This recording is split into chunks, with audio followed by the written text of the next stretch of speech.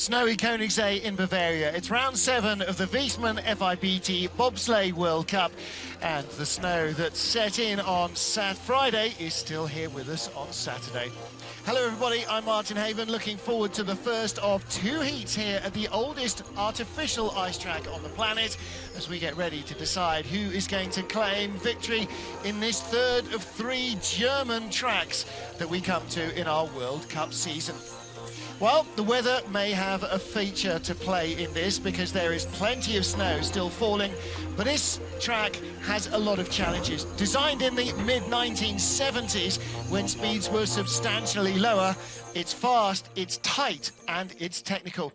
And it's got a very short start area. You have to get in very early before that start arch to maximise your speed, get both men into the sled, nice and calm as they drop into a second run down into turn 1. Now this looks like an innocuous first corner, but it's important to get these first couple of corners right to get the speed into the Schlangengruber, the Snake's Nest, the Viper Pit. S3 here to S4, critical exit onto the straight. Well, this straight is actually a right, followed by a left, followed by a tight left at Jena. You can't avoid tapping the walls. You've got to minimise the skidding into the turbodrome. A 360-degree corkscrew Kreisel turn. Third pressure is the most important because it gets you off in the middle of the track for this lower labyrinth. 13, 14, 15 and 16 combined together as one into Echo Vant, newly reprofiled for the 2011 World Championships, and through into Seal Curve, the last corner on the track. 1,270 metres, 13 turns for the bobsleds, and our track record set by Bernd Hefti and Thomas Lamparter of Switzerland in February 2011. The track record for the starters goes to Oskars Melbardis and Intars Dambis. Well, Lyndon Rush of Canada leads our World Cup rankings after the last race last week in Altenburg from Olympic 4-man champion and 2 and 4-man world champion Stephen Holcomb of the USA. So still, we're into the final third of the season. This and 2 more World Cup weekends to come, and the World Championship fortnight to consider as well in St. Moritz, Switzerland, before we get to the last World Cup race at Sochi in Russia, which will be next year's Winter Olympic venue, and we are just about a year out from there. Well, in the snowy conditions, athletes warming up at the top of the track, and hot-footing her way down from there will be our Olympic and World Women's Bobsleigh champion, Kaylee Humphries, who'll join me in the booth with the latest news as the athletes get ready at the top of the ice. Ice temperature, little immaterial. It'll be cold, hard and firm, but it's where the snow falls and how this wet snow sticks that may have some effect. The bobsleds will be less affected by the snow than the lighter skeletons. Even a 2-man bobsleigh weighs upwards of 400 kilos. There you can see one of our favourites here, Thomas Florschutz, doing some elongated sprints. Florschutz in really good form this season, and he could well be among the medals here. Well, everybody looking forward to the World Championships, but these are by no means trivial events. Local hero Francesco Friedrich is in the field as well in the men's bobsleigh for Germany, and he is the 2 and 4-man junior world champion, and he could really play a part. So those blue and white checkers, those are the colours of Bavaria, and the Bavarians here around Berchtesgaden, everywhere else in this area of Germany, see themselves as Bavarians first and Germans second. So Francesco Friedrich will definitely be flying the colours for them, as will the other 2 German sleds. Bernd Hefti starts at 2, good start draw for him, and the man who has had a couple of wins already this season in 2-man, in fact 3 wins, Stephen Holcomb, he's well up there in the top 10. 31 sleds in the field, so this is a very big field, bearing in mind that only the fast 20 go through into Heat 2. And with the snow falling, we're going to run the sleds at a quick interval, so they'll be 2 minutes apart only, lots of sweeping of the track, and no commercial breaks. We get the race here in Berchtesgaden underway with junior world champion Francesco Friedrich and Gino Gerhardi. Friedrich, joint winner in the 2-man race last week in Altenburg, his home track. And Kaylee Humphries, the Olympic champion, he's got to be a real hope for victory again for the Germans. He definitely is. I mean, the start is a strength of his for sure. And, you know, we'll see, he knows this track well. as all the Germans do.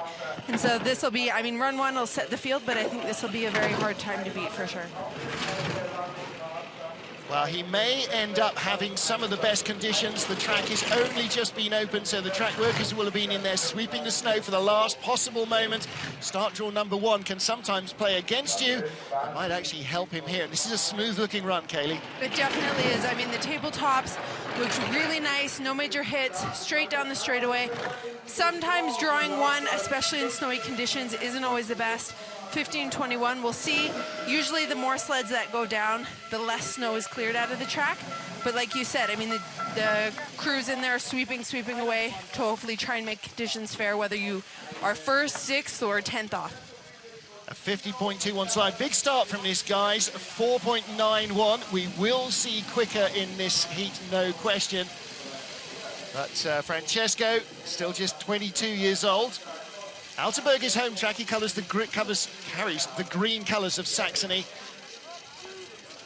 And Kaylee, you know from yesterday's race, it's all calm and still there in that covered start area, and then you come out into this wall of snow, into the snow globe. What does that do to your visibility? It depends. I mean, whether you wear visors or goggles, visibility definitely, I mean, it's hard. You don't have little windshield wipers on your visor to clear off the snow. At the same time, you know, as long as the snow is not too wet, it'll just kind of fly past you and not really stick to your visor. Worse conditions when it's, the snow's a little sticky, but today doesn't seem to be an issue. Well, the fast start on this track is a 4.77. What can Beat Hefty do? 4.87. Of course, a lot of the start is covered, but you do run up to the start clock still in the snow. The ice yesterday and again today, I think, cold and hard. It's just this little covering of snow on it that may reduce the speed of the sleds, but a couple of taps there is going to hurt worse, perhaps. Yeah, definitely. I mean, there are a spot where you do tap twice, and you're going to see every single sled come down the straightaway near the end of it. They are going to hit both on the left and the right before going in. Those are mandatory taps to set you up. But you definitely don't want to see the sled go sideways at any point, and it should look smooth on this track. The lead is coming down. Oh, and he's behind out of the final corner to the line. Eventually, 0.04 of a second. Eric Allard, the newly appointed coach of the Swiss team, or rather newly confirmed coach of the Swiss team. Just a little sucking in of air between the teeth, but a few hundredths of a second is neither here nor there.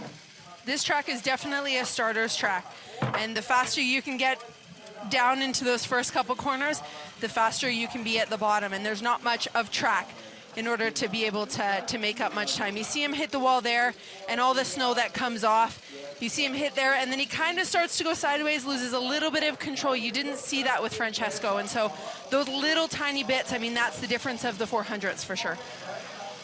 So Francesco Frugic, the race leader, from Beat Hefty by 0.04 of a second. And in the cool and the calm, at the top of the track, Simone Bertazzo and Francesco Costa. Now, Bertazzo really seemed to find his form again last weekend in Altenburg, Germany. And start draw number 3. This is a good run for him. Bertazzo has had his best results in the 2-man rather than the 4-man. And Kaylee Humphries, this sport is all about feel, and somehow the 2-man just feels better for him. Some pilots prefer 2-man versus 4-man, some 4-man over 2-man. The best ones can, you know, produce results in both, but that definitely is an experienced pilot. On this track, more than any other track, this is a luge track, and everything flows one right into another. It has to look smooth in order to be quick. If it doesn't, any little sideways movement, any little tap anywhere that you're not supposed to, time just depletes extremely fast on this track. So 4-man definitely is a little bit harder on this track in order to be smooth. It's just a bigger machine. But 2-man, you know, 2-man is just different. Nice smooth lines, but he is drifting away from the front. 200s behind at the start, 2800s at the last clock, and that gap will grow to half a second by the line. Didn't have the speed going into the Kreisel, and doesn't carry it away either. 50.74 slide. Disappointment from his driving coach, Wolfgang Stampfer. That's probably not one of Simone Bertazzo's favourite trips, I wouldn't have thought. No, definitely not. Looked a little bit rough. You can see the lines where sleds have gone over and over and over, and generally you want to see the sleds in those lines on the ice. And when you're a little bit too early on a corner, a little too early off, he comes across, takes a big hit there and a skid. All those little tiny things on this track add up. And, you know, a 100th or two here and there, a 10th, you give away a whole bunch by the bottom. Well, the Bavarian flags, the green colours of Saxony, all sorts of colours, flags of nations there. We're just minutes from the Austrian border, so lots of Austrian fans here as well. And a few Latvians, as ever, the travelling Latvian circus following this man, Oskars Melbardis and Daumans Driskins. Melbardis, 2010 Winter Games, where Kaylee took her Olympic gold medal. He was a brakeman on the back of a Latvian sled, and he is now their #1 star driver. And part is what he does in the first 50 metres. 100%. He's got the strongest start on tour. And as we're just about to see here, I mean, it's amazing. Oh, bit of a skid. And you can see in the snow, his track lines are different than anybody else's. And unfortunately, in snowy conditions, you want to be following the same lines as the people that have gone down before you, because they've cleared a little bit of a pathway for you. As soon as you're in new snow, I mean, it just kills your time. You can see as he came down that straightaway, big puffs of snow behind him. He's entering in new snowy conditions. A snowy race is completely different, but he's got great speed. That's going to come from the velocity at the start and, you know, the strength. Good lines as well through that low labyrinth. And that really sets you up for these three bottom high-speed corners that you sort of stitch together as one. 2/10 in the lead. He is going to be in front of Francesco Friedrich of Germany by 1800ths of a second. Wow, that is a really nice run. And the straightaway wasn't great. He had more taps and skids than you might expect to be able to get away with. Yeah, definitely. I mean, this is a starter's track, though. And the track is just too short, and there's not enough time. You can definitely lose a lot, but there's not much to be gained except for at the start. It's the only place you can really gain. Take a look at the sled coming up out of the ice. That's not perfect technique. It's not, but it's enough, and they're so strong and so powerful that, I mean, it's going to happen. It's like you and Chelsea Valois in the Canadian sled. Little skid there at the top, not too much of a drama. Not too much. You see him come out of those straight lines, though, and he's going a little bit of a wrong direction. He's going to want to clean that up, and he can definitely go even faster second run. Oh, look, he's disappointed with the run, even though he's in the lead. Well, let's see what else is to come behind him. Plenty of sleds still to come. 4 of our 31 have come down, and now Alexander Zubkov with Dmitry Trunenkov behind him. Zubkov currently lying 6th in the World Cup rankings. Best result, silver medal in Winterberg and a bronze in Whistler.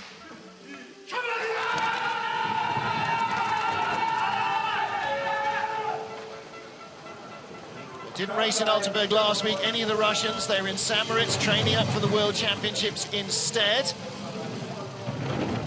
492 getaway. He has got his A-team back in the gym in Russia training for the Worlds. They will not slide here, should be back for Eagles. I mean, he's having a great run so far. No major taps or skids anywhere. That's not supposed to happen, but he was half a kilometer down already at the start going into the first couple corners, and that is definitely going to put him a little bit behind the rest of the way down the track. 1800s behind into the Kreisel. He is catching up, 1600s back. It looks like he's got good speed down at the bottom here. Still 1600s back, but that puts him up into second place at the moment, ahead of Francesco Friedrich. 50.17, 1400s the gap first to second. And that means that Germany's Francesco Friedrich now lies third with only 5 sleds down. That was a great drive by Alexander. No major issues there. Lines looked smooth, clean, and it was fast. And you see that. He's definitely behind at the start, but made it up the rest of the way down.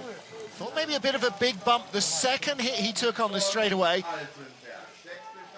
Little bit of a hit there, but again, it sets you up. He hits twice, and that tap there, you have to hit in order to come across. He's going to come across, hit on the left wall as well before going into this next corner, but you got to hit twice there. We saw his brakeman bounced up out of his seat, Dmitry Trunenkov. He's 210 pounds. That's a lot of bouncing. Thomas Florschutz with Kevin Kuska behind him. Now, this is such a short start area, Kaylee. You need explosive power. Definitely. This start is really short. It does go downhill fast, so it does favor the really explosive people as well as the sprinters. 4:92, same as Alexander Zubkov. Oscar Smelbardis, a tenth of a second quicker, is our race leader.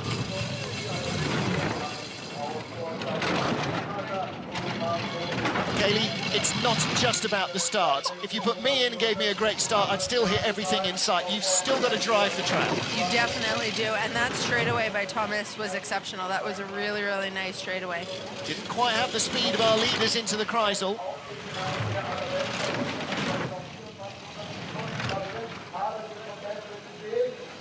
Hear how quiet the sled is, though.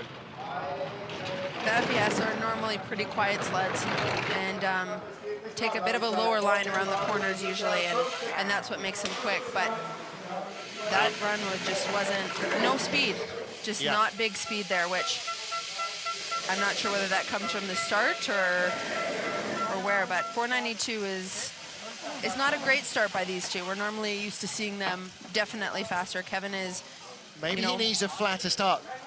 When they run, Kevin's running almost down to the second level.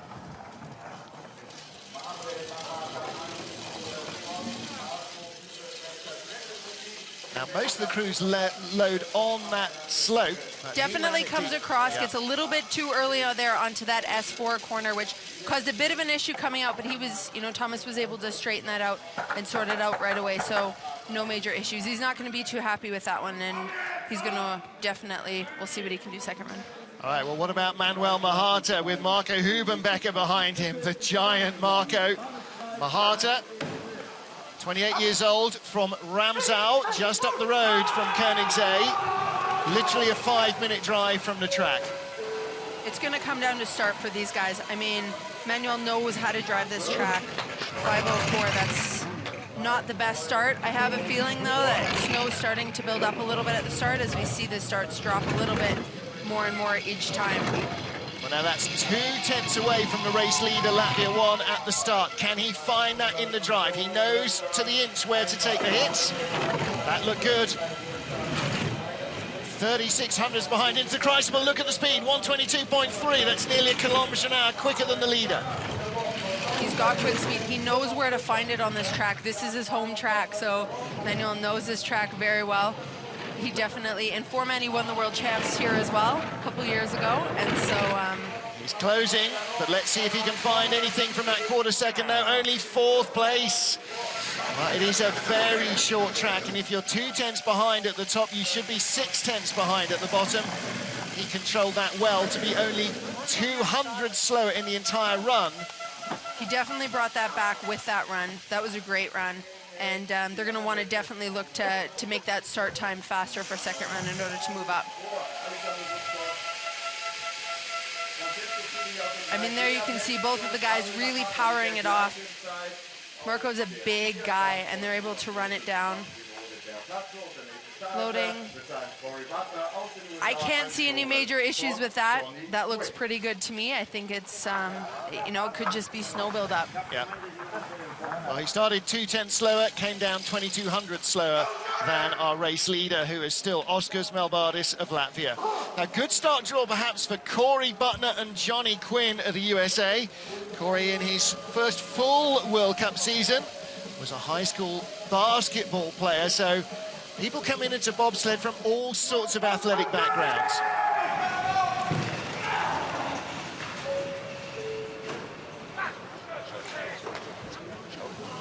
.499 getaway, so inside Manny Mahata. You're going to go a long way before finding anybody who can start as quick as Oscar Smelbardis. So basketball player in the front seat, a football player Johnny Quinn in the back. Little rattle coming off a little early on the Kreisel, onto the S4. Yeah, out of S4, wow. Dropped out a little bit early, hit that right wall, which we've seen a lot of people do in training. It's a mistake that a lot of people make. Unfortunately, it causes the sled to go sideways down the straightaway, and that just kills any sort of time or speed that you could have. A little glitch with the timing showed him momentarily in front at a speed of only 96 kilometres. Neither of those, I think, can be absolutely right. 7th place for him in front of Simone Bertazza of Italy. Mike Cohn looks pretty happy with that. And again, you know, up against the Germans, when you're coming to Europe for your first season or even your second season, you know, 1 year you'll get 8, 10, 12 runs down this track. They'll have that in 1 day. Yeah, it's definitely a challenge that a lot of us North Americans have to face is coming over to Europe. And, you know, the Europeans face that when they come over to North America. Everyone has the issues. But as he comes out of S4 there, hits that right wall, causes him to come across, hit the left wall, and now he's got a skid, especially in snow. That's going to absolutely kill your time and speed. Yeah. He's not happy there. And watching that replay, he knows he pulled it up, and maybe not even a 1/10 of a second too early with that steer. Next up is our World Cup points leader, Lyndon Rush of Canada. Jesse Lumsden on the back of the brakes. And let's see what your teammates can do here. But Jesse will be looking to get right in among those quick starts. Jesse, another guy that comes from football. Yeah. I think we're seeing, especially in North America, more of an influx from the football side. 489. Well, that is within 500ths of a second of Oscar Malbardas. Jesse is going to be so pumped about that at the bottom of the track. Same speeds as Malbardas, yeah, is what Lyndon and Jesse just had. So 500ths off the lead and still 500s. Little bump off S4, but he was able to sort it out and straighten it out right away. Speed 121.8. And he gets 122.3. That is fantastic speed. This is Lyndon Rush driving himself potentially into the lead of this race. Hein Hundestel, 1/100th of a second behind the World Cup points leader. Great exit. Here he comes. And he's going to lead by 500ths of a second. No wonder Graham Sven looked pretty happy with that. That was a great push by both Lyndon and Jesse. Strong start, great velocity. That's definitely where, you know, you got to take that speed. It's not just about the push time, it's about what you can put into the sled and the speed that you can get it going. Great velocity by those two, and Lyndon had a great drive. Comes across, doesn't hit the wall, just kind of hits the round a little bit, pushes him over, but keeps him going straight. And he controlled that straightaway, stays down the left wall, no major hits. Comes across here, takes the tap on the left and right. Again, mandatory taps. You know, only 0.1 behind Mahata, who knows this track better. That was very, very impressive. I'm really, really happy for the guys. Stunning run from Lyndon Rush and Jesse Lumsden there. Maybe he shouldn't be cutting that hair. Well, next up is our 2-man and 4-man reigning world champion.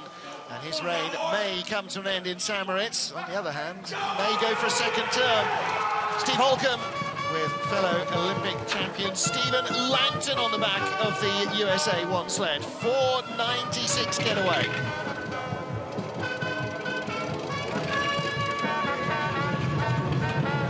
Now Holcomb a 1/10 of a second behind, getting into the S's. Got to get a good exit onto the straight here, Kaylee. And does.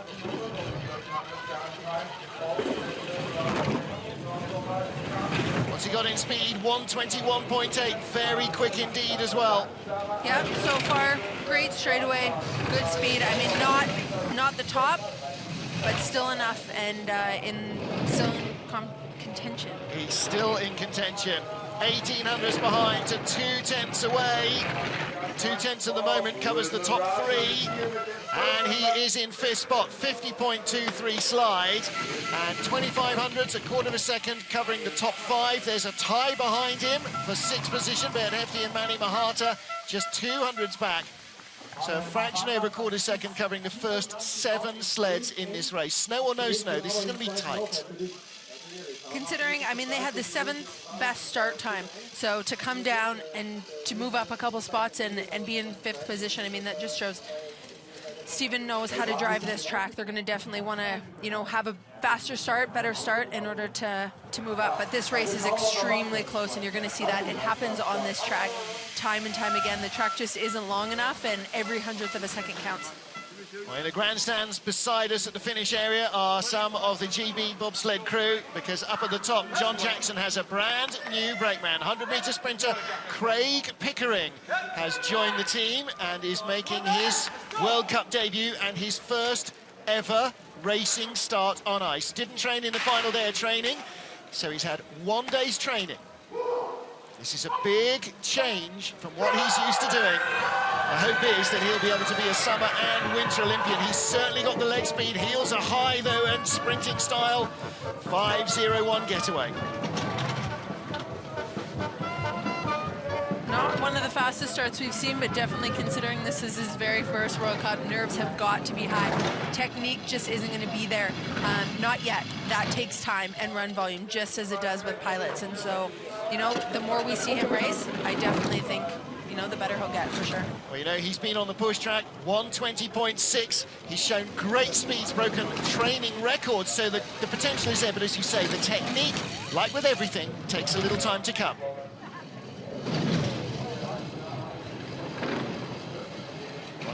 Pretty neat and tidy run from Jacko. Couple of mistakes, though, into the Kreisel.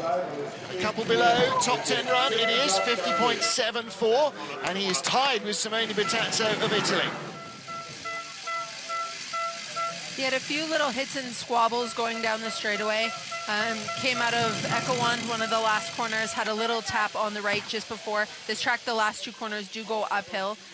You can see the brakeman in the back, head shaking a little bit of a rattle there, and a little bit of a wave in Kreisel, but again, nothing major. Well, again, it's things that a 100-meter sprinter doesn't have to have. Neck muscles to keep your helmet still.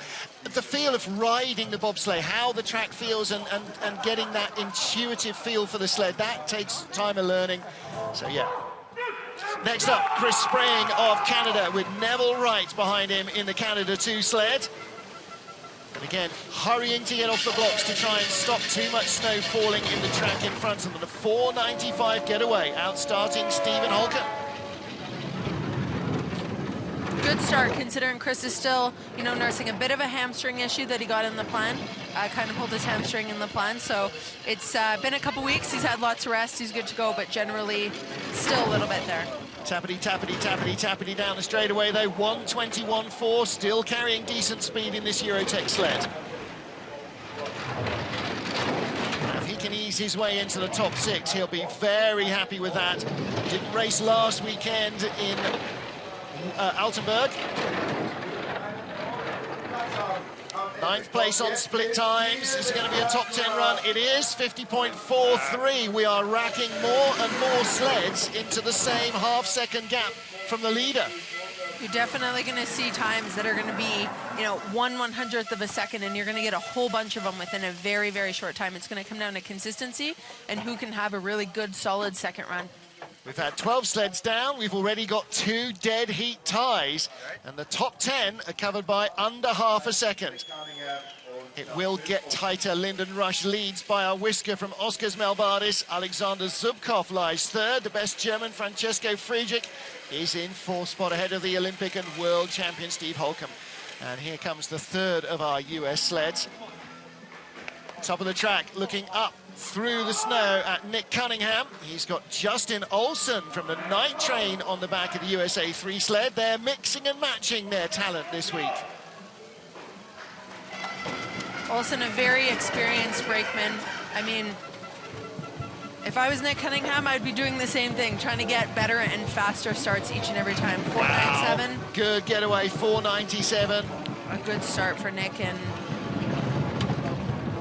see what he can do here with the drive. Well, Cunningham, his first season in Europe, so he's not raced on this track before. Big hit coming out of S4. Straightens it out, doesn't have a skid down the straightaway, which is, you know, good experience, but definitely that hit will cost him a couple tenths for sure. If he can turn this into a top 10 run, he will be very pleased with himself. 10th at the start, 9th into the Kreisel, 11th on the exit. He's whiskers away from a top 10 run. He's got to ease Corey Butner, his teammate, out of 10th spot, or tie him. How close will he be? He's just a fraction behind in 11th position. Well, again, first race, he's had 6 training runs, and Kelly, for the men, knows a split between 2-man and 4-man, so... You see him come out of here, takes a huge hit on what we're looking at is the left-hand wall right for him, and that's going to cost him at least 2-3 tenths right there, and it just kills your speed, so it goes all the way down. He knew it as soon as he did it. The coach knew it as soon as it happened, and he's going to definitely have to clean that up for a second run. 13 of our 31 sleds down. We're barely scratching the surface in terms of volume here. And next up is Russia's Alexander Kazyanov. He's got Max Belugin behind him in the Russia 2 sled. And the next 2 sleds are both coming up for Russia.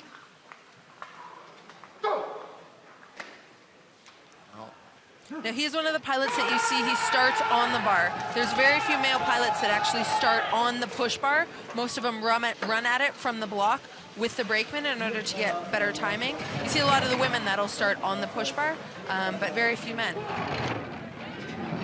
4:99 getaway, only 11th fastest in the field.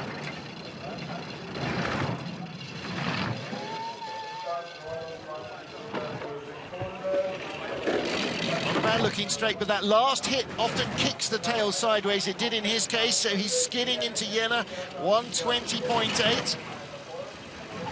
Not really top 10 in terms of speeds. This is definitely a challenging track, especially for new pilots, whether you're a new pilot to this track or a new pilot in general and up and coming. This track is one of those ones where easier to get down, but very hard to get down fast and quick and to find time. There's not many places you can find it, but there's a tremendous amount of places that you can lose it. 50.64 puts him 300s in front of the man who was immediately before him on the track, Nick Cunningham of the USA.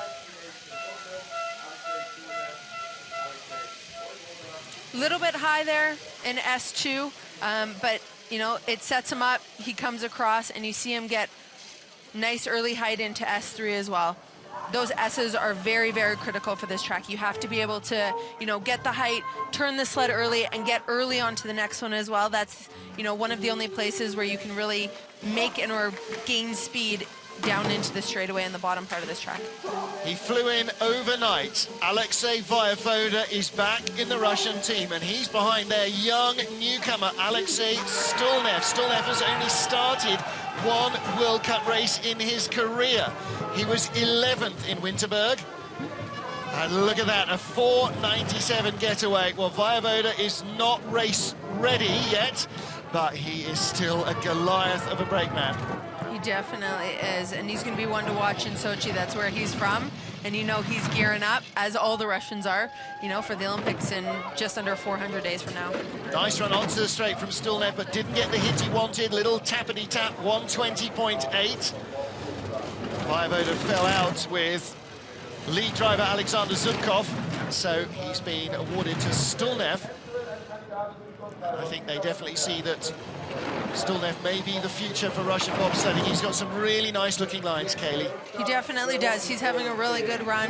Still, as a pilot, he's got a lot of experience to gain, but, you know, overall, good run, good start. He'll be happy with that and looking to, you know, continually get better each and every run.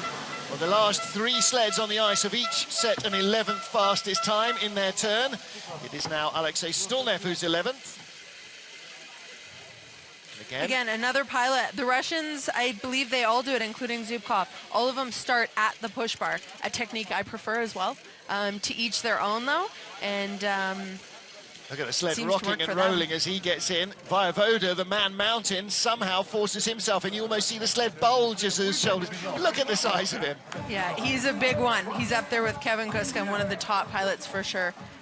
Sorry, one of the top brakemen for sure. Well, and again now, see, now here's a brakeman who'd argue the toss over that. Lascelles Brown on the back with Justin Cripps in Canada 3. This Fast start is 4:84. What are we looking at here? 4:87, very close indeed. Cripps, like yourself, Kaylee Humphries, an ex-brakeman, so he's got plenty of power, and putting Lascelles in behind him is upping the ante again. Yeah, up there with Bit, have to, I mean, that's an amazing start by both of them. We're going to see what Justin can do. A few little skids and hits coming down that straightaway. Again, this is Justin's first year on World Cup and only his 3rd year as a pilot, and he's showing a lot of potential. No kidding, he is in 4th position at the moment. Slips away a little spot or two down through the lower labyrinth. This could be a top 10 run, or is he going to be 11th as well? He is in 11th place at the moment. Maybe that's just what the track is giving us. Yes, it is. Another 11th place run. He's 400s in front of Alexei Stulnev and Alexei Voevoda. But what a start and what a good run. First time here in this Königssee track. Yeah, Sticking King behind him, trying to get him, you know, and third best start, trying to get him a top start here. This is a starter's track, but you do also, the drive can make a difference and influence, especially in snowy conditions here like we saw today. Well, bearing in mind he is a rookie on this track, he's had 6 training runs, and that's for 2-man and 4-man. Great drive from Justin Cripps, 5th best speed into the first corner off the 2nd quickest push. And you see King just chuck himself in there. Sled didn't move, trying to gain all the velocity and all the oomph that he can get into that sled. Oh, yeah. Justin Cripps didn't look too disappointed with that. Now then, what about this pair? Loic Kosteg and Romain Heinrich of France. They had an 8th in 2-man and a 10th in 4-man last week in Altenburg. France's best results in a decade. Now they have to get another top 15 before the end of Eagles to be allowed to go to the World Championships by the French Federation, which seems mighty strict to me. That's definitely a challenge, for sure. A challenge for anybody. That's not much time and definitely a tall order. Well, with 3 German, 3 Russian, 3 American sleds, that's the top 9 already. You know, it's going to be really hard to get into a top 15 position for any nation. It definitely is, but he's got talent and he's got a lot of potential, so we'll see what he can do here. I think, you know, his biggest thing is just the start. He's behind a bit at the start, but he can drive that skid there out of Ekawand as it starts to go uphill. That'll cost him a bit for sure. 17th place, a 50.95, and of course, one thing that will concern the French is that there are 31 sleds going for 20 spots in Heat 2, so more than a third of the field, more than 1 out of every 3 sleds is going to be spectating for Heat 2. Yeah, we've got a lot of sleds this race, and it's, yeah, makes for exciting racing. It does, makes for pressure as well, but if you can't handle pressure, you may be in the wrong sport. There's Loic, and Romain, his brake man, manhandling the sled out of the track. It's all glamour, isn't it? It is. These track athletes that are used to carrying, a whole pair of spikes. Yeah, no, you get a big, huge 200-kilo sled to move around consistently, and yes, we do it all ourselves. Comes as a shock. Rico Pater next for Switzerland, with Simon Friedli behind him. Bert Hefty just won the Swiss Championships last week in St-Moritz. That's why the Swiss weren't racing in Altenburg. Rico Pater taking 2nd spot ahead of Gregor Baumann and the rest of the Swiss sliders.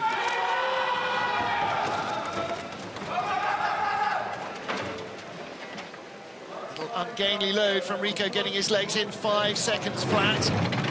And we've now had 17 sleds down, Kaylee. Now the focus has got to be getting into the top 12 to guarantee a second heat. Yeah, it definitely is. As we get farther and farther down the list, it's just going to be people gunning to get that second run. I don't think that's the case for Rico Pater. I know he's going to be looking, you know, closer to a top 10 result for sure. I mean, they've got great sleds, and he really knows how to drive. And yeah, we'll see what he can do. Good speed, 121.8. He's 3/10 back. Oh, guess what? He's in 11th place right now. It's getting vaguely ridiculous. He is just in front of Justin Cripps, who we've seen a moment or two ago. Now up to 9th place. And an 8th place finish. Come on, Eric. Bust a smile out. The coach there on the right, 50.35 slide, not too shabby. Well, that guarantees him a second heat. Loic Kosteg, John Jackson and Simone Bertazzo, the final 3 in the field at the moment, are those who may be in the danger zone. That was a really good drive by Rico Pater. I mean, for a 5-second flat start, that he definitely made up quite a few spots on the way down. These sleds seem to run extremely well here, these Swiss sleds. And, you know, he knows how to drive them, make the most of it. Like the Bodine, the Citius sleds have got a very distinctive shape. A lot of high-tech aerodynamic work has gone into making them quick at top speed. And that'll play well in the World Championships in St-Moritz, our fastest track. What about Jürgen Lewacker then? He's got Mate Juhart behind him, this ex-German, ex-Bavarian, who is now, still a Bavarian, but sliding for Austria. Let's see if that can bring the starts down under 5 seconds. Not quite, 5:08. And as we've seen before, I mean, that's the Achilles heel for Jürgen Lewacker is the start. And on this track, he's a great pilot. He's got a lot of experience and know-how and knowledge. And, you know, we're going to see him move up a few spots, definitely. Ooh, bit of a skid. And movement of the runners there down the straightaway sorts it out pretty quick. But the start and the start velocity is what separates him from the top guys. Well, his best result of the season was 10th place last week in Altenburg. But of course, we're missing the Americans and the Russians, plus 2 of the Canadian sleds, so he did open the field up a little bit. Yeah, C-curve into Echo 1, that was real rough down in through there. Definitely dropped out of C-curve, came down, and you saw the whole beginning of Echo 1. You saw the sled go sideways in that corner, and right before it goes uphill, that is not a place you want to be making any mistakes. That's like pulling the parachute on a drag racer. It just slows you down so much. He must have felt the speed ebbing out of the sled. 19th place. This is not what you're used to seeing. He comes down way too hard, steers it too hard. You see him go away from the entrance of the next corner, goes in. You can see where he steers it. Sled goes instantaneously down. He releases the pressure, sled goes up. And again, he comes out of this corner well, considering the entrance of that corner. But yeah, that's, as you can see on the coach's face, that was a bit of a rough transition that he's definitely not going to want to keep going. He came out forwards, which didn't look like it might be going to happen at one stage. Next up, Heath Spence of Australia. He's got Ben Lisson on the back of the sled. He's 31-year-old from Melbourne in Victoria, now lives in Calgary, Alberta. Drives the taxi bobs down the Calgary track, so he's got lots of hours there. Very much fewer when you get to the European circuit.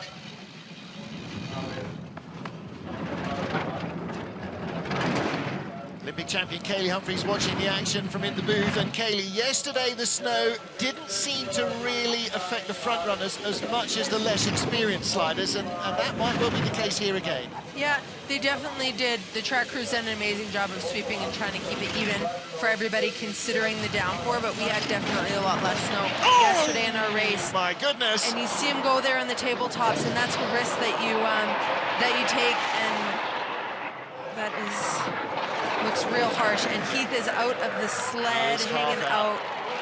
And that's very good. That's Ben, yes, as well. Well, did exactly what Ekaterina Kostromina did. Now the sled is going to go back downhill now. That's why Heath's arm is out to hang on to those railings. Hopefully somebody can get down there and try and hold it for him, because that is the worst thing, is when you head all the way back well down there. That's one of our cameramen, and rescue workers are on hand. That is a familiar crashing point. Katerina Kostromina dropped it in the race yesterday, and there's been a few turnovers there in training as well. Both those guys are going to be pretty beat up. See Ben Lisson trying to catch his breath, and Heath Spence as well. Well, they crossed the line, but they will not get a second heat. There's not a chance that's going to be a top 20 finish. Well, Kaylee, you know, this is a sport of extremes. You are right on the edge or you're nowhere. And Heath knows you've got to let the sled try and steer as little as possible. You definitely do. You got to let the sled run, especially in this track, and you got to let it be free. But in doing so, you know, you always run the risk. Comes out of Kreisel here, goes into the first tabletop a little bit high. You can see he's going to come across here, and he just ends up on the wall. And what that does is there isn't an actual corner there. It's just a bunch of ice buildup. And if you steer those runners up onto the wall, instead of just letting it go, he's trying to avoid a big hit here. But what he does is he ends up steering it up onto the wall, and there isn't a corner there to come off of. And so you end up just kind of launching yourself off of it. Too much of a cross, and absolutely no way to save that. That is... Well, you saw him not steering there, trying to avoid really hauling it right. Arndt Glass, the coach, on the right-hand side. Yikes. And Lucas Matter on the left will hopefully be sliding with him in the 4-man tomorrow. It's going to take a lot more than one crash to put these Aussies back down. having to push their way up. Huge crowd here, as ever, in Königssee. It's a small town, Kaylee, and this track has been a big part of it since long before most of these fans were born, so they know they're sliding. When you're here, everybody knows the races are in town. They definitely do it, and they always have a great showing here. This is one of my favorite stops to come to, just because, I mean, the crowds are awesome. So interactive and so many people. Lyndon Rush of Canada is our race leader. 20 sleds down, all have completed the track. We still have 11 to come as the snow continues to fall. The next starter will be hoping that there is a lot of sweeping going on, as well as the recovery of the sled of Heath Spence and Ben Lisson of Australia. And that long push-up, that's probably one of the worst feelings. You're tired and exhausted. You've got adrenaline like nobody's business from trying to stay safe in the crash. And then at the end, you got to kind of push its way up. A truck and, all the rest of the way up. That's exhausting, tiring, and... Well, they're getting as big a reception here from the German crowd as a winner would do. Again, as you can see, he just comes onto that first tabletop there, steers it, and he's going to go across. He's got too much of a cross there, and he ends up steering up and onto the wall, and there isn't an actual corner there, and the pressure and the weight of the sled just causes him to continue to keep going up and up and up. And when that next corner comes, when that Kielstein corner comes, you have no chance. Well, there he is, trying to shrug it off at the moment as he's interviewed by the track announcer. I guess yes, but between there must be around here. Yeah, going to be pretty stiff this evening and a lot stiffer tomorrow morning for the 4-man race. It's not a common crash that you see occur, but has happened on quite a few occasions randomly, and it just, you know, wrong place at the wrong time. Absolutely. Zigged when he should have zagged. Anything is possible. So brief track hold for the recovery of the Australian sled is just about at an end as we get ready to receive all the sliders outside of the first 20 on the start draw. So we've got 11 sleds to come. There are no free spots in the race. First to get dropped out will be the sled that has just crashed, Australia. Even though they finished, there's not a chance that's going to be a competitive time. So David Kupchik essentially gets a free bye into the race. Pavel Moroz on the back of the sled. I think it's the first time we've seen Pavel on the back of the Polish sled this season. 4:89 getaway. That's not a bad start at all, and that's the recovery. Moroz bringing the speed to that sled. Yeah, that's a great start, especially from, you know, the area in which he's starting from, 21st, and what we've seen. Now, 4:89 was Lyndon Rush's start. I think that was a 5:14. I think the graphics misled us slightly on the screen, so it wasn't the epic getaway that I thought. But 1:21, that's not bad speed. Little wavy through the Kreisel, but gets the exit he needs. Little wild. Okay, so much of driving any ice track is to be cool, calm and collected at 75, 85 miles an hour. Yeah, it definitely is. Keeping your cool and trying, especially on this track, to be as smooth as possible, to feel and to just react and be able to do it, you know, gingerly, per se. And when you're all amped up and you're all excited from the start, the amount of people, all of the above, it definitely is a challenge, and one that takes a lot of pilots years and years of experience to be able to do. Look at the slipstream the sled is leaving, pulling the snow off the railings beside the spectators. There is David Kupchik. He's in 18th place. And as expected, Heath Spence bumped out of the race. So it's now go fast or go home. Edwin van Kalker and Sybren Jansma. Again, the Dutch have missed a couple of races this season through injury. And currently, they need to try and find their way into the top 15 to be safe. Sybren, again, one of the more experienced and a huge guy, a big guy on the brakes. 5:12. You saw Edwin get in very early. He re-injured that hamstring that he tweaked in Whistler and had to go home to get therapy for. He re-injured it last week. He told me yesterday, I'm probably going to take 2 or 3 steps into the S's and down the straight, or the bend away, as the Americans have named it. It doesn't even remotely look straight from that shot, and it isn't. Edwin had a bit of a rough time with that straightaway, just trying to keep the sled from going sideways. Oh, horrible. Big hits there too. Came at a Kreisel, dropped out, just lost pressure. And those tabletops, again, you hit them hard and anything's possible. 20th place at the start. They were up to 18th before the Kreisel, back down to 20th, and just in the race at the expense of Jürgen Loacker, who does not get a second heat. Wow, that's a really tough time the Austrians are having. Couldn't tell you when the last time Loacker missed a heat, a second cut. Goodness.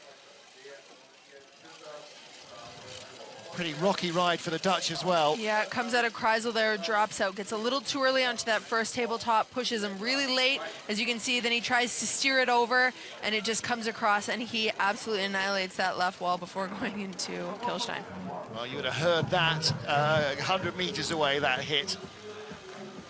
Next up, Oskars Kibermanis, a brand new driver for Latvia. And Oskars has just claimed bronze medal in the Junior World Championships in Eagles, Austria, prior to Christmas. It's his first ever World Cup start with his teammate Raivis Zirups. 4.91 seconds, and that's why he's in the team, because he can start and clearly he can drive a touch as well. The Latvians are definitely the ones to beat at the start. They're coming on strong, and as they continue to get better and better pilots, that is not what you want to see happen. That big skid, especially in that snow, you're acting basically like a snowplow for anyone behind you, and it slows down your speed. 10th out of the S's, he'll drop to 20th, 18th in fact, as he comes out of the Kreisel, threads the eye of the needle there, okay. Well, all his race experience has been in Europe, Kaylee, so he may have been on this track once, maybe twice before. 22nd place, and boy, that straight just killed him. It did. Snow plowing that straight, that's what cost him a lot of time. He drove decently well, actually, better than we've seen from numerous other people for his first World Cup. That's very impressive. Great start, good drive. He just, that skid down that straightaway, as you can see, looks like he's okay, hits the left wall, tries to correct it, and his back end just goes away from him, and he goes completely sideways, snow plowing, everybody spectating along the side, and that's not what a fast line is going to have. 19 years old. In fact, this is his first ever season as a driver, correct that, as a bobsled athlete of any kind. Very impressive, actually. Even considering that was an extremely good drive. Unfortunately, it's snowing, and that straightaway killed him, but everything else, yeah, he'll be one to watch. Next up, Ivo de Bruyn and Igor Brink. And again, de Bruyn could be a big star of the future for the Netherlands. He's got the power, and he is really starting to find his touch as well. World Cup rookie this season, but gets away in 5.01.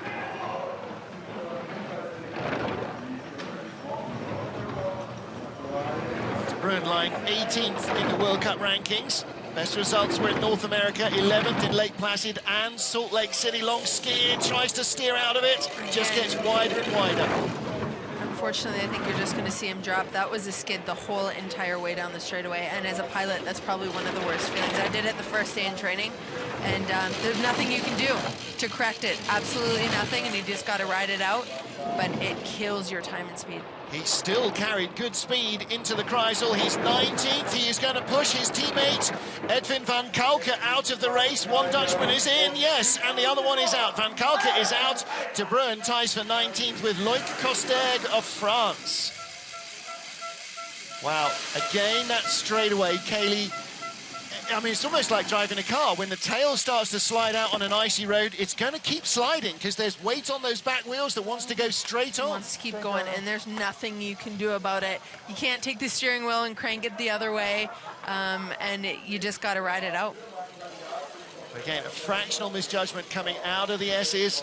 Just takes it a little bit too hard, taps on the left wall, causes the back, and you can see him moving the front of the runners, trying to steer it as hard as he can to straighten it out. Back and forth, but each little twitch is going, come back, and it's just not listening. No, that's definitely not how to do that corner for sure. Ivo de Bruyn is in the race for the moment. He and Loïc Costerg will either both stay in or both go if Patrice Savelle can find some speed. New brakeman on the back of the sled, Boris Vin. 2 new brakemen coming in from Monaco this weekend to try and give some speed at the start to Patrice Sabel. 5:13 getaway is not what he needs. That's only 23rd as he sits down. And 4 tenths back on the leader. A lot of work to do for Sabel. Patrice knows how to drive, and as you can see on this straightaway, a few little hits, but nothing major, similar to what we've seen from the top guys. He's an experienced pilot. It's just the start is what kills him. Well, he's got enough speed, perhaps, to get himself into the top 20, but he's now dropped from 23rd to 24th. He's going backwards, not forwards. Can he find anything in the final 3 corners to put him into the second heat? It looks increasingly unlikely. Oh, he does it right at the death. He's 19th. Loic Kosterg and Ivo de Bruyn are 20th equal. And so he makes it 21 sleds in the top 20. And that's experience. You saw him pick up 3 or 4 positions just in the very last 2 corners. Those last 2 corners, I mean, you got to fight tooth and nail every little bit until that finish line, and the experienced guys know that and are able to do that. You saw Patrice do that there in order to qualify and get into that 19th position. Well, 500ths of a second between first and second. 19th, 20th and 22nd are separated by 300ths of a second. That's how close it is at the bottom and the top of this field. Now, for Milan Janaszak and Vladimir Simic, this is going to be a tough mountain to climb. A very big field. If the Slovakians could get a second heat here, that would be a massive, massive result.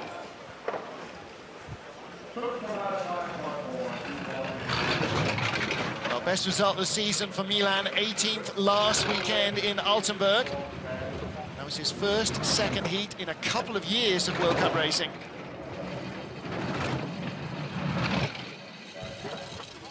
Oh, that's not great, Kaylee. Once you get those skids going, they're so hard to rein in. So hard to control. Milan, though, I saw it the other day, actually, when we were all down in the start house during one of the official training meets the other day, trying to help coach and teach the Koreans, basically drawing little diagrams in a book and everything else, and really trying to athlete help each other out. And I mean, that's camaraderie right there, and that's really, you know, what our sport is all about. Absolutely. He's got a heart as big as anyone else. Definitely does. He is a businessman who comes racing for the pleasure and the competition. He's a real old-style bobsledder. He is definitely an addition to the tour, for sure. Yeah. Well, not a bad run, but as with so many, the exit of S4 onto the straightaway.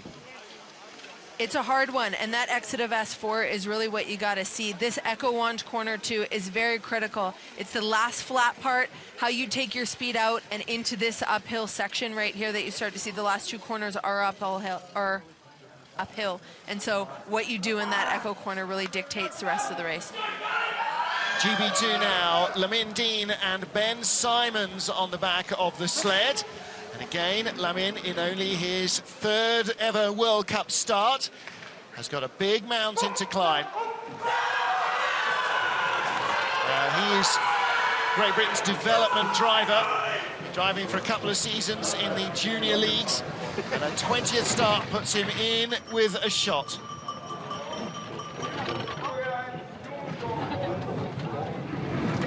Didn't have as much momentum into the first corners as they might have wanted. 22nd place coming onto the straight. Nice straightaway, but his S3 into S4 looked a little bit rough. You can see the back of the sled lift up a little bit. And again, all of those little tiny things make up a huge difference on this track. 23rd place into the Kreisel, 25th out of it. He's not going to get a second run here in Königssee this time out. This is a hard field. It's a hard one to crack. You got to have the start, and you know the drive makes a difference here. And you're going to see, I think, some of these younger, inexperienced pilots that are going to have a big challenge even qualifying for the second round. Yeah, it's tough enough staying with the front when you know you're going to be in the top 20. When you're in a field of 31, you know there's a lot of you going to be watching from the sidelines, and Lamin Dean will join them. He'll definitely be one to watch, though, up and coming and for future. He's got a lot of potential, but S3 into S4 there, you can see the sled kind of lift up a little bit. not smooth, and especially on this track, which is a loose track, you got to be smooth. In these tabletops, again, comes across, just hits the wall really hard. It has a bit of a skid before Kilstein. There is Lamin talking to Paula Walker, who's down the bottom. Bit of Gangnam style, as you might expect. Psy introducing the Korean team, Yoon Jong-won and Dun-Young Kim. Two new Korean brakemen here this weekend, and they will be in the four-man crew as well. And Yoon Jong spent his formative years in North America. His first ever World Cup race was Whistler last year, where he was one of two Korean pilots, one in two, and him in the four-man. 5:10 getaway. And Kaylee, as with all development crews, you start from ground zero and work up in all departments, the driving, the kit, the starts, the whole thing. You definitely do, and you take advice from anybody and anything at any given time. And I mean, it's great to see the Koreans not only out here but succeeding, and he's driving exceptionally well. It's going to take time and experience to build up all those little things, and you know, we're just seeing the beginnings of it right now. Again, first time ever in Europe for this team this season. Just a little wild at the bottom of the labyrinth. Gets a good exit there, though. He's got a few rough spots, but definitely had some really good corners. I mean, he's not going to qualify for a second run, 51.42 downtime, but that's a great start. So 25th fastest run for him. We have 3 sleds left to go.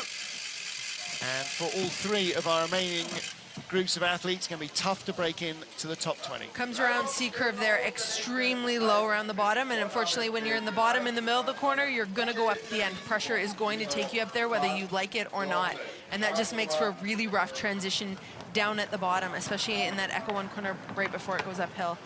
And they got down without the use of their helmets, which is always a bonus. Now, Michael Cerizet of France, with Lino van Doorn, of Belgium rather, with Lino van Doorn behind him. And this is their only race this weekend. Brakeman, who broke his collarbone in a crash in Lake Placid, is back after just 6 weeks recuperation. But one of the other crew members from the four-man has had to go to work this week and is not here, so they only have 3 brakemen, or 2 brakemen and a driver. So this is their only chance to score some points this weekend.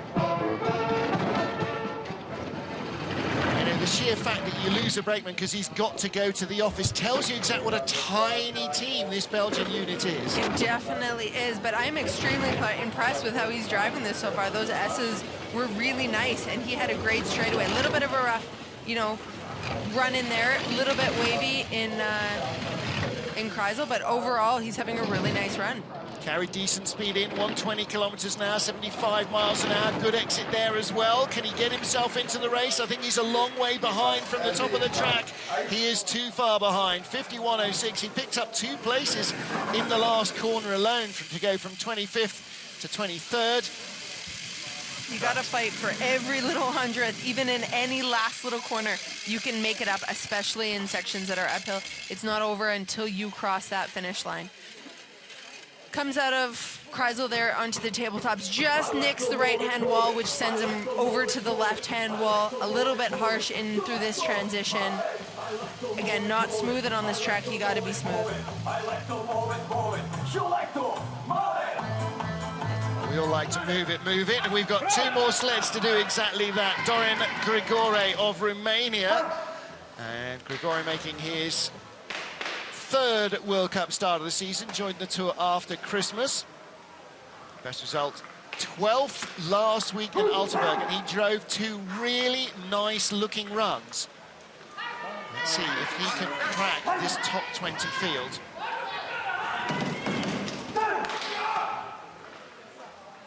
Well, we were expecting Nicolae Estrate of Romania to have returned by now from a wrist that he broke in a motorcycle accident in Lake Placid pre-season, but he is yet to appear.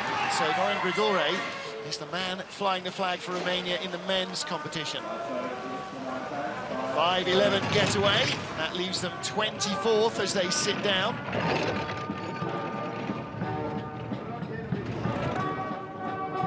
Estrate, by far the most experienced Romanian driver, finished 9th in the World Champs here in 2011, so he's definitely a loss to the Romanian team while he's on the injured list.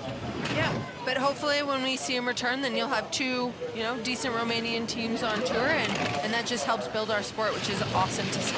And of course, two Romanian teams in the Women's World Cup competition as well, and that's all starting to grow. This is up now into 20th place. Little tap there, 19th position. He is going to make the cut. Dorin Alexandra Grigore is in the race, and out go Loic Kosteg and Ivo de Bruyne, who are now joint 21st spot. That was a really good drive, and they're going to be really happy with that, qualifying for another run. Look at the brakeman looking up at the timing screen to see where they are. They are in, and they know it. 30th start draw. Great effort. It's really great to see these guys be able to get a second run. I mean, he's really stepped up, and you know, and he's got a lot of room to improve and room to grow. Well, listen, the confidence boost of finishing in 12th place in Altenburg. Okay, you can say there were no Russians, no Americans. You still got to drive down. I still couldn't have done it. You do, and he's qualifying for a second run here, which means he's learning and growing, and that's all you can hope for as a pilot, and it makes a difference. Well, what about our final sled? 31. It's Vuk Radjanovic of Serbia with Damian Zlatnar behind him. Vuk, of course, married to the Australian women's pilot Astrid Radjanovic. And with this new Vimmer sled that they have bought for this season, he's got a brand new haircut as well, and his leg tear is now fully 100%, he says. So he's looking for a bit of power at the start. Got to wriggle his big frame in. It's a 5:12 getaway. Well, Dorin Grigore of Romania just made the heat off a 5:11 start, Kaylee, so it is doable. These S's are so critical on this track to be able to be in them, be nice and smooth, and take this speed each and every run and try and build upon that, and then to come out and to go into that long, not straight away, and try and again go as straight as you possibly can. It's important. Those tabletops, very, very critical in order to take the speed out of Kreisel down into the bottom section. Echo 1, that's the last corner you have before you head up into these two last corners, which go uphill, but you fight tooth and nail until you see that finish line. Well, he picked up a spot with almost every corner below the Kreisel, but just not quite enough juice in the tank to make it across the line in the top 20. He finishes in 27th place in our 31 sled field, and so that seals the top 20. Patrice Sauvel of Monaco by 0.03 of a second squeezes into the race in spot number 20, and the Serbians will have to come and try again in the 4-man tomorrow. A little rocky load there, Kaylee, and those long arms. He's a tall guy trying to wriggle them into that narrow cockpit. You are, and as soon as you're out of those grooves, any little move you do can throw the sled sideways. There is no pressure there, so you're trying to be as gentle as you possibly can, and that's why everything comes in super slow. Well, our leader here may be causing a bit of a surprise ripple around the Bavarian crowd. Lyndon Rush of Canada and Jesse Lumsden, only fractionally outstarted by Oscar Merbadis of Latvia and not outdriven. Lyndon put a smoking first heat in to take the lead. It's a narrow one, though, 0.05 of a second, less than literally the blink of an eye. We have got a real race on our hands. Wow, Lyndon Rush with a great run, a great start, and some great kit from the Eurotech sled. Leads by 0.05 of a second. Zubkov, Friedrich, Holcomb, maybe Mahata Hefty, they're not out of it either. You've got to look at those top 7 sleds as potential medalists. Rico Pacer from 0.4 back nearly, got to be out of it. But look at some of the gaps behind. Rarely more than 200 or 300s between any of these sleds. The potential for change is enormous in the second heat. Patrice Sauvel, 20th, is the cut-off point. Behind him, Loic Kosteg, Ivo de Bruyne, Edwin van Kalken, Michel Cerise, Jürgen Lewacka, Oskars Kibers-Manis, Vuk Radjanovic, Yun Jung-won, and the rest will be watching from the sidelines with our Bavarian crowd. And with you, hopefully, join Olympic champion Kaylee Humphries and me, Martin Haven, for the second deciding heat here in Königssee, Bavaria, when we return with the men's 2-man bobsleigh World Cup, round 7.